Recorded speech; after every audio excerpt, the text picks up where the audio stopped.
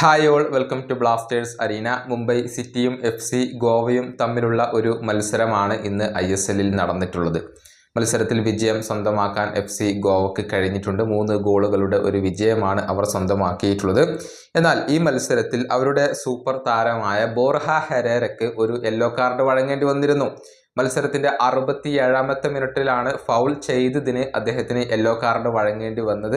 ഇതോടുകൂടി 4 യെല്ലോ കാർഡുകൾ പൂർത്തിയായിട്ടുണ്ട്. അടുത്ത മത്സരത്തിൽ അദ്ദേഹത്തിന് സസ്പെൻഷനാണ് എന്ന് പറയുമ്പോൾ കേരള ബ്ലാസ്റ്റേഴ്സിനെതിരെയുള്ള മത്സരം കളിക്കാൻ ബോർഹ ഹെരേര ഉണ്ടാവില്ല എന്നുള്ളത് എടുത്തു പറയേണ്ട ഒരു കാര്യമാണ്.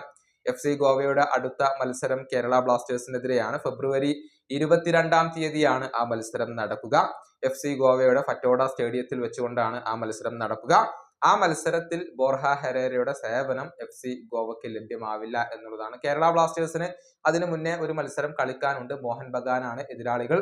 വരുന്ന ശനിയാഴ്ച രാത്രിയാണ് ആ ഒരു മത്സരം നടക്കുക. ഈ വീഡിയോ അവസാനിപ്പിക്കുന്നു. അടുത്ത വീഡിയോയുമായി വീണ്ടും കാണാം.